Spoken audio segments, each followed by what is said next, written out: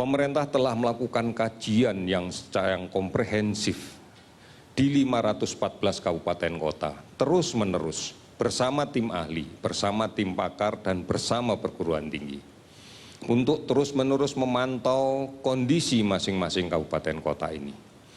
Kita akan melihat fokus pada upaya untuk menghentikan sebaran COVID-19.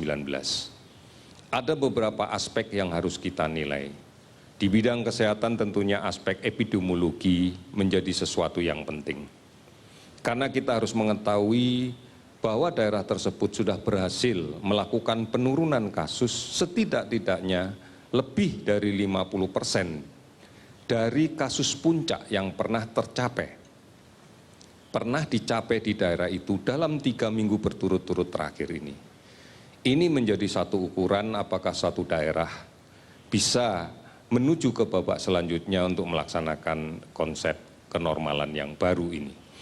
Kemudian yang kedua, kita juga harus melihat kalau kasus itu masih ada, maka positif rate-nya, paling tidak penambahan kasus positifnya rata-rata mestinya menurun lebih dari 5%. Ini yang harus kita lakukan, menurun di bawah 5% dari kasus yang kita periksa. Ini yang harus betul-betul kita pahami, di samping juga menurunnya jumlah kematian dari kasus konfirmasi positif yang sudah dinyatakan. Saudara-saudara, ini adalah pertimbangan aspek epidemiologinya. Kemudian yang kedua tentunya sistem kesehatan yang harus kita pertimbangkan. Di antaranya adalah tentang penggunaan tempat tidur ICU dalam 2 minggu terakhir, kemudian juga sistem surveillance kesehatan yang diberlakukan. Oleh karena itu, pertimbangan-pertimbangan inilah yang kemudian kita sampaikan kepada kepala pemerintahan setempat. Kalau kabupaten kota tentunya pertimbangan dari gugus tugas inilah yang akan disampaikan kepada para bupati dan wali kota.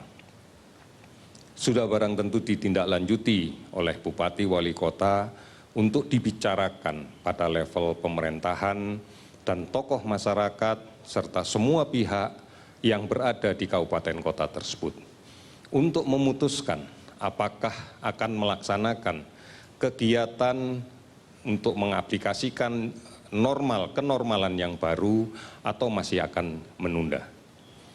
Karena setelah diputuskan maka harus ada upaya sosialisasi kepada seluruh masyarakat di kabupaten kota tersebut tentang keputusan pemerintah daerah yang akan mengimplementasikannya. Dan kemudian bukan hanya sosialisasi, tetapi juga seluruhnya harus mendapatkan edukasi tentang apa yang harus dilakukan dalam wacana normal yang baru ini. Kemudian apabila ini sudah dipahami oleh masyarakat, tentunya diperlukan adanya simulasi-simulasi. Sebagai contoh, mungkin disepakati untuk pasar, maka harus dilakukan simulasi tentang penataan pasar yang memenuhi persyaratan-persyaratan protokol kesehatan. Dan diyakini masyarakat sudah memahami dan bisa melaksanakannya. Oleh karena itu bukan sesuatu yang mudah, yang kemudian secara sepihak dinyatakan bahwa kenormalan yang baru dilakukan. Tentunya harus melalui sosialisasi, edukasi, dan simulasi, termasuk di bidang pendidikan. Tentunya juga harus melalui sosialisasi, bukan hanya kepada murid, orang tua murid, juga tenaga pengajar yang berada di sekolah tersebut. Kemudian dilakukan simulasi bagaimana SOP, bagaimana prosedur protokol kesehatan itu bisa dilaksanakan. Apabila kemudian simulasi ini sudah dilaksanakan dan dipahami, diyakini bisa dilaksanakan, maka tentunya akan dilaksanakan. Oleh karena itu, kita tidak menganggap bahwa kenormalan yang baru itu ibarat bendera start untuk sebuah lomba lari. Semuanya langsung bergerak bersama-sama. Tidak, sangat tergantung pada kondisi epidemiologis masing-masing daerah. Dan ini menjadi keputusan kepala daerahnya. Oleh karena itu, saudara-saudara sekalian, beberapa pertanyaan yang kami terima terkait dengan kenormalan yang baru ini juga sudah kami jawab pada saat ini. Tidak sedemikian tiba-tiba, kemudian semuanya diberlakukan pada semua aspek, pada semua bidang, tanpa didahului oleh simulasi di bidang tersebut, tanpa didahului oleh edukasi bagi para pihak yang terlibat di bidang tersebut, tanpa kemudian dilakukan sosialisasi kepada masyarakat yang terkait dengan bidang tersebut. Inilah bentuk kehati-hatian kita bersama. Kita yakin bahwa ini akan bisa kita lakukan dengan baik, manakala peran serta masyarakat secara aktif ikut ambil bagian di dalam kaitan dengan penerapan kebijakan kenormalan yang baru. Oleh karena itu, saudara-saudara sekalian, mari kita mengambil peran serta di dalam kaitan dengan pelaksanaannya.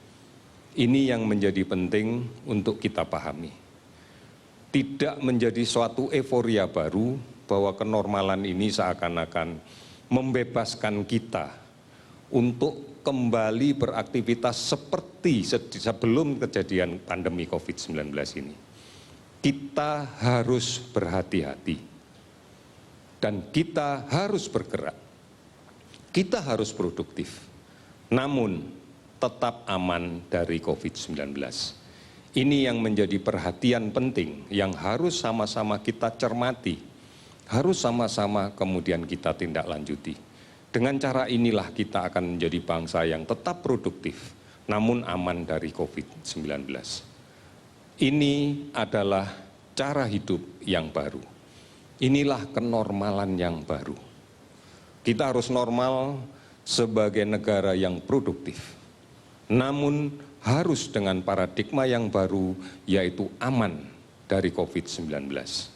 Saudara-saudara, ini pegangan kita dan ini yang harus kita pahami untuk langkah-langkah selanjutnya. Pada hari ini kami akan melaporkan juga tentang beberapa kinerja data di bidang kesehatan.